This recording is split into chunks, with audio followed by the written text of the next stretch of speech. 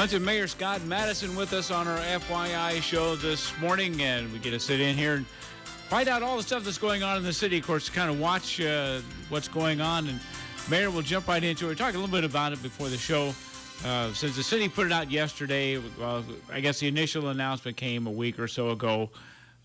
Deals with some new laws that the state passed dealing with budget publications, tax levies, things that are designed, I think the idea was to make the public more aware of what cities, counties, and schools are doing. 'Cause I think you all three had to kind of follow some new guidelines. Things kind of got messed up with the city. Things are okay today, but maybe it was a nervous few days at City Hall. Can you walk us through what happened and why? Yeah, so it was a couple nervous days for sure, you're right. So HF 718 got passed last year through the House legislation, or through the legislation in the state. And what it did was it changed the process for our budget approvals. And what it did is it split up into two different processes. You had to do publication and a public hearing for the potential maximum levy, and then you had to do one after that for the budget adoption. So they used to be kind of together, and now they're separated apart from each other. So the levy adoption was the first thing we had to do, and you have to publish, set public hearing, and then have public hearing. Those are your three pieces of it, right?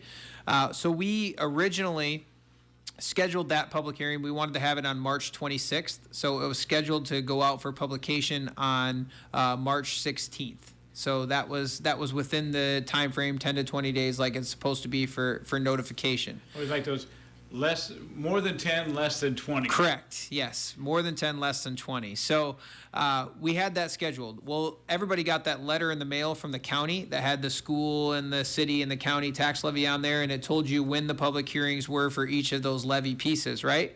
Well, when we found out that when people were going to receive those letters, we decided to move our public hearing from March 26th to April 9th because we still had time to finish the budget process from there. And we wanted to move it so that people would receive those letters, have a chance to digest the information, ask questions, and then come to the public hearing because it had the date on there as well, right?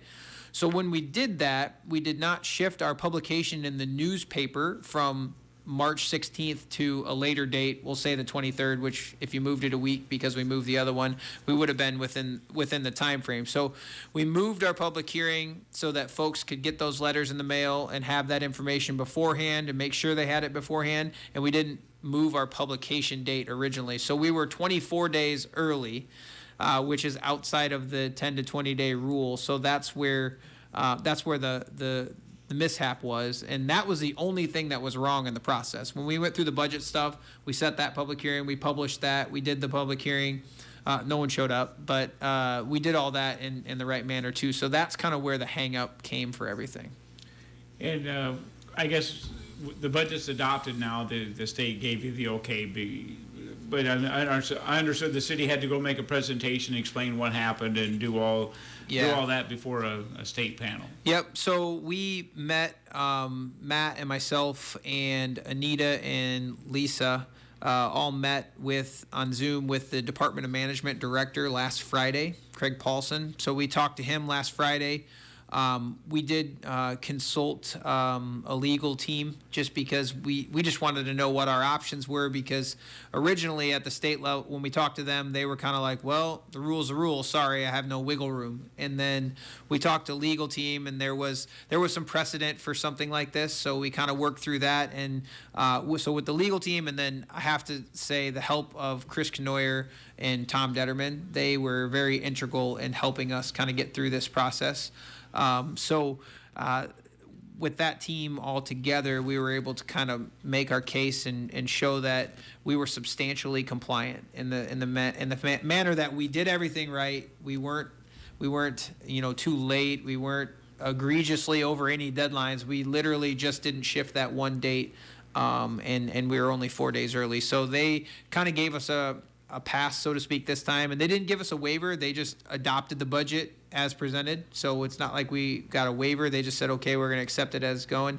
But now moving forward, Obviously, we need to make sure that a mishap like that doesn't happen. And that's with any public hearing. It doesn't matter if it's for a budget or if it's for a sale of a property or whatever it is. It needs to be done in those time frames. So I say, when something happens, you review what happened and figure out how to make it not happen again. Yeah, and I mean, it's a small oversight, but it could have been, and there were some very large. There were some, but from what I understand, there were some potential budget implications. Yeah. If the state would not have correct agreed. So basically, what would have happened is we would have had to use our budget and numbers from the previous fiscal year, and that would have probably been at least probably a $1.1 million difference as far as budgets go from using the old numbers to the new numbers. But what that also would have done is with the new legislation, not getting too deep into it, they cap your growth rate.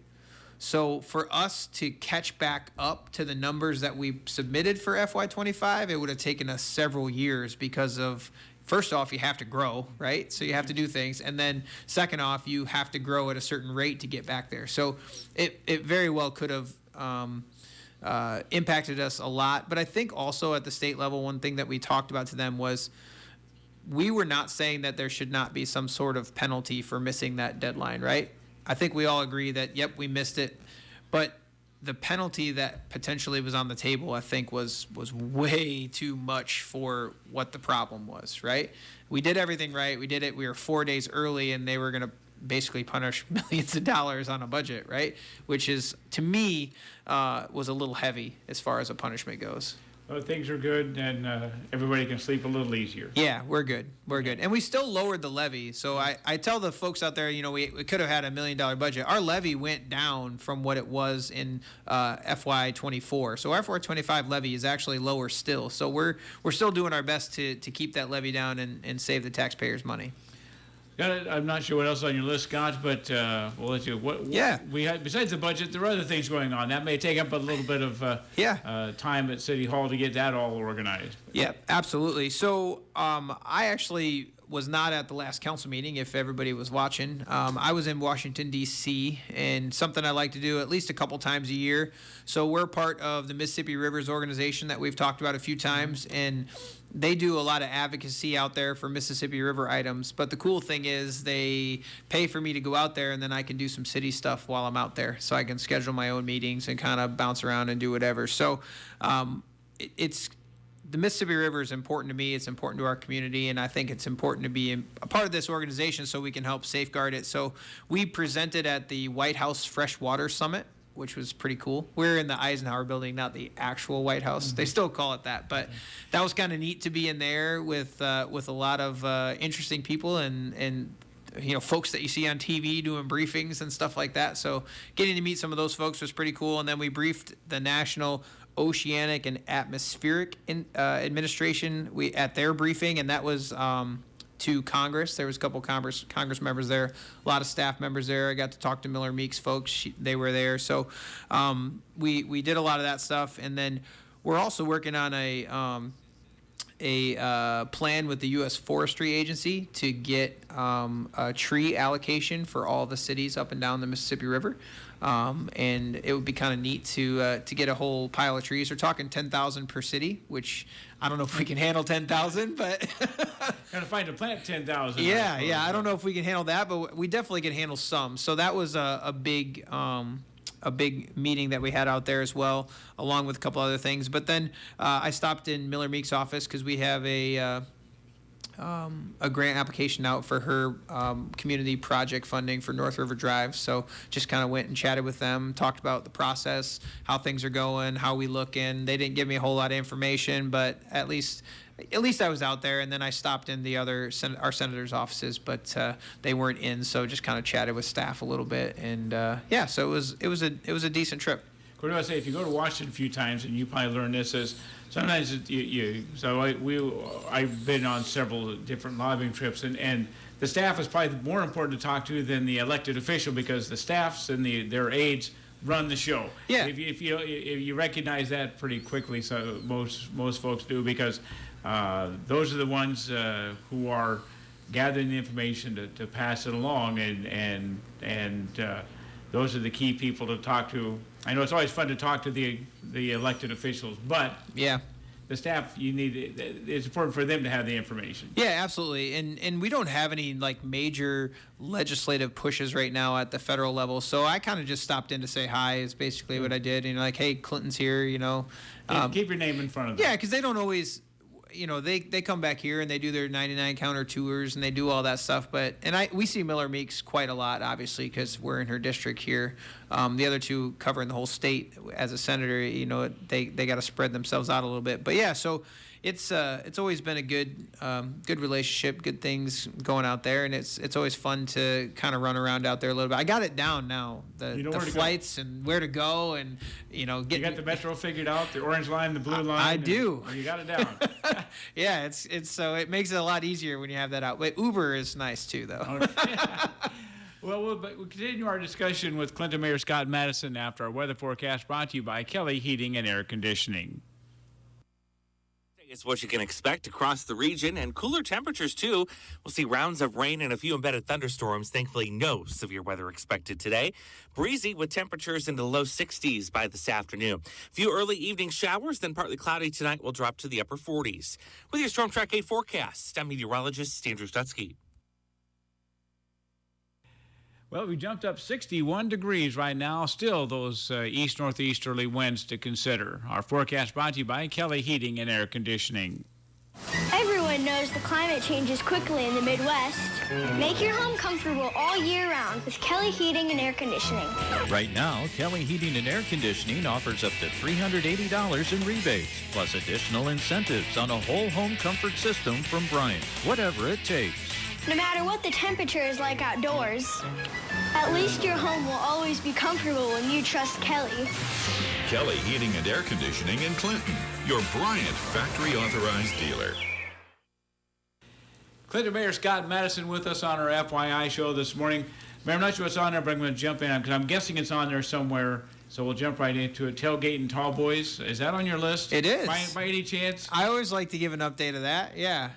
We're 28 days out today. So you got a calendar on your wall? You got one of those countdown calendars on that? Yeah, there's a billboard. If you drive out on Lincoln Way, too, you'll see a billboard with a countdown, too. Oh, is it? Okay. Yeah. We thought that was kind of neat this year, and we bought some advertising, and they kind of threw that in for us. So it's pretty cool. But, yeah, if you don't know it's coming, it's June 6th, 7th, and 8th. This is our second year doing that, and we're trending way higher than last year, which is really positive. So we're already over ticket totals that we had last year for a couple of the days as far as who showed up. So we're expecting we're probably going to be easily between 10 to 12,000 each day this year. Last year we were like 6,500, 9,500, and then 12,000. So we're going to see what we had on Saturday last year. We're going to see that basically every day this year, which is good. Is there a break-even number? I know people turn that, in a sense, the city didn't gain any money last year. That was established. Is there a break-even number that the city could at least break even this year? Do you know what that number is? It's hard to tell you specifically. I mean, the break-even number is we profit $400,000, right? And then we make back what our deficit was last year, and then we're good, right? It's hard to tell you how to get to that break-even point because there's so many variables, because ticket prices are different depending on what ticket you got. So, if you had 10,000 people at general admission versus 10,000 people at VIP, those costs are quite different, right, as far as how they go. But really our sweet spot is if we have 10 to 12,000 per day, which we're trending towards, and we should meet that number pretty easily now if our trends in the last 30 days are like they were last year. Last year, almost half of our sales were in the last 30 days as far as ticket sales. So if we see that again this year, or even a large portion of that, we're going to be right in that 10 to 12,000. And then after that, a lot of it comes down to what are the food sales and the beverage sales and things like that.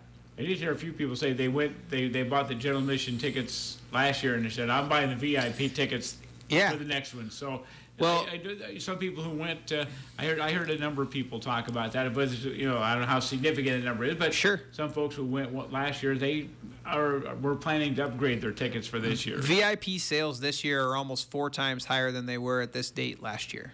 So I wouldn't say throughout the whole festival because there were a lot of upgrades last year. A lot of people after Thursday night were going and they were upgrading their ticket, right? Oh, yeah. We had a lot of that. So, and we probably have some of that this year, too. Folks that maybe they come the first year this year and they realize that maybe they want to upgrade. So we're about, just by ticket sales on VIP, we're about almost 4 times higher than we were last year. So. And you got a little different mix. I know there was some talk. I know Josh has been in and talked to Gary regularly. And one of the discussions was something, a night or an entertainer or two that wasn't country music, and you squeeze that in this year. A little different than what this company typically puts on. Has that been? Has that been a successful change? Can you tell me? You won't know till after the fact, probably. Sure. But is that something that you've seen people or heard people talk about that they're glad to see? I think. People are very excited for Shinedown. They've been around for 20 plus years. They've got like 40 some #1 hits. I mean, they're a big dog in the rock world. Like, people know them. So I know people, that's probably the one group that I've heard most people are most excited to see. Especially you've got a lot of that, like, this is an iconic band, right? And they're coming to Clinton, Iowa on our riverfront. So I think some people really feel the nostalgia a little bit from that. Like, we have Shinedown coming to Clinton? It's like, yeah, we do. So, yeah. Well, now, it's a little far out to predict the weather, but we'll cross our fingers that it's all nice weather. Yeah, let's get the rain out here in the next couple days. And yeah, I know last year we had a long drought, but it worked in our favor for the festival. Yeah, that was good. Yeah, it helped out a little bit. Yeah, farmers were not happy, but the festival goers were ecstatic. The last 2 weeks, just kind of keep the grass green and the dust down would be good. So. For sure, yeah. So we're feeling really positive on this. I talked to Wayne, who's the owner of USA Concerts. Talked to him yesterday, and he's really upbeat. He feels really good about where our numbers are at. Obviously, he's never satisfied, and neither am I. We want to keep pushing. So we had a big day sales yesterday, and usually that Thursday, Friday, Saturday are big days for us. So we'll see what happens in the next couple days and in the next month or so. Hey, Scott, what else is on your list? I just wanted to give a couple updates real quick. We talked a lot about the Joyce's Slough project, and for all the boaters out there, we're doing a study with the Corps of Engineers, and it's kind of got delayed a little bit because of some core things that are out of our control. But we have an update with them on Monday, so hopefully we're getting to the final stages here where we get that report, we get that finished, and we can start developing a plan on the city side on the Joyce's Slough area, marina area, to try to help that silting in and all that stuff. So I think that's just an important update for folks. And that's something, once you get that study, then that's when you decide what to do. Correct. So don't look for a change the next day. Yeah, absolutely. We were spending a lot of money dredging, and it was getting us nowhere. We dredge it, the next day it's filled in again. So for me, I didn't think that's a good way to spend money, right? I think it's important to have a plan, and the city team and the council and everybody kind of jumped on board with that. So we're going to develop a plan. We're going to figure it out. And when I was in D.C., I always talk to some Corps of Engineers people because they're always at a lot of our meetings and different things like that. So I've had some conversations out there. We're going to need help on the federal funding side. That's inevitable because this is not going to be this isn't going to be a $100,000 fix. It could be a $10 million fix. So hopefully we can get the Corps to do a project up here similar that they've done up in the Bellevue, Savannah area, and then also on Beaver Island. They've done some little projects down there. So hopefully we can get them to do a project like that here, and maybe we don't have to pay for much of any yet. But we'll see. Keep lobbying for that. Yeah. Absolutely. Yeah. What else do you have on there? The last thing, May 28th, we have the swearing in. It's council meeting night, but we have the swearing in of the new fire chief, Mike McChristian, and that's going to be at the council meeting, and then he's going to have a reception from 5:30 to 7 after that. So if you want to meet Mike and you want to say hi and congratulations and all that stuff, so you can go to that reception. If you look at all the details are on the city's Facebook page and all that stuff, you can go find that and get all the details for it, where it's at, times and everything. So I think that's an important thing to make sure we know, because I can't even remember now. Is he the 11th or 12th? Fire chief, one of the two, right in that range. So kind of a big deal, and we're excited to bring him on board. And I've had a lot of meetings with him so far, and I think he's going to do a great job carrying on the legacy of the Clinton Fire Department. So, I know you mentioned you weren't at the last meeting, but I'm sure you've gotten an update. The proposal, the idea, there's petitions out there about an ordinance of dealing with the city's sale, lease of parkland. Yeah. And I know you've probably been updated. Can you give us any update on where that's at? Sure. That you've picked up since you've been back? Yeah, so I actually met with some of the folks that are working on that, myself and a couple council members, and we had a good conversation. And I completely understand what they're trying to do, and I think it's great that we have citizens getting involved in that manner. And kind of our guidance to them was to kind of go through the process. That's why the process is there. So get the signatures, get it on the ballot, get all that kind of stuff, and do that, because I think that's, in my opinion, that's probably the best route to go. I think that will let all the citizens have their voice heard on this, and then we'll know for a fact whether or not a majority of the citizens are for or against this proposal in that manner. So that's what they're doing. They're going to get their signatures. They have to get 1,500 signatures to get it on the ballot, and then it has to be voted on by the citizens, which, to be honest with you, the outcome either way, I'm okay with it. I'm glad that citizens are getting involved, and they're voicing their opinions on things, because that's what this government's all about. There was some talk of maybe some type of compromise, maybe some tweaks to what they were proposing.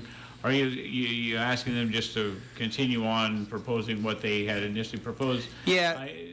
So their initial proposal, there can still be some negotiations, so to speak, on the language of how it plays out, but the signatures would be, can't remember the exact wording that they had, but the signatures would be getting that on the ballot, and then the wording that's on the ballot can come down the road, is what I'm gathering. So okay. There would need to be some. For me, when I read their initial ordinance proposal, there would need to be some tweaks on it, just because if we're going to do something like this, I think we need to be very specific. We need to make sure that the language is clear, and we need to make sure that everybody can understand what the intent and the purpose of it is going forward. I would hate to have an ordinance passed by the citizens that has too much gray area in it for one way or the other, because I think if we're doing this, we want to make sure that our intent is met, and we do that with all ordinances. You don't want a lot of gray area. You want to make sure that your intent is met and that you know what you're looking at. And you mentioned citizen involvement, so we'll throw that out there. Citizens can attend meetings, they can watch online, they can learn this stuff firsthand. Yeah. The city does try to make everything available. Yeah, absolutely. We have our meetings run on YouTube. The public access channel is kind of a mess. The equipment in there is not great. So YouTube is the best way to watch it. You can always get on the link and actually get on Microsoft Teams, and if you want to talk at the meeting or something like that YouTube doesn't give you that ability, but the Microsoft Teams link will give you that ability. But obviously you can always come in person too. And if you ever have any questions, I have a lot of people that reach out to me and ask questions and things like that. You can always email me, and I'll be completely honest with you all the time. I'll be fully transparent, and I'll give you the answers to whatever you're looking for, because that's my job. So. And if you want to get involved, always accept applications for boards, commissions, etc. Yeah, absolutely. We stay pretty full on the boards and commissions the last 4 or 5 years. So I don't know if it's me or if it's just luck, but we've done a nice job. We do have a couple availabilities open, and they're slipping my mind right now. I think Neighborhood Improvement Committee has a spot open, and ADA Commission, and maybe Human Rights. So there's a couple spots open here and there, but yeah. So if you're interested, put an application in. Mayor, anything else you want to make sure to get in there? No, I think that's about it. Nice weather. You got your boat in the river yet? I didn't get a slip this year. Oh, did you? No. So, but my boat will still be in the water. We kind of waited out, and with the kids being so young, we don't go out as much as we probably could. So we're just going to trailer the boat this year, and we'll get back into the slip game once the kids get a little older. Well, thanks, Mayor. Thanks for coming in today on our FYI show.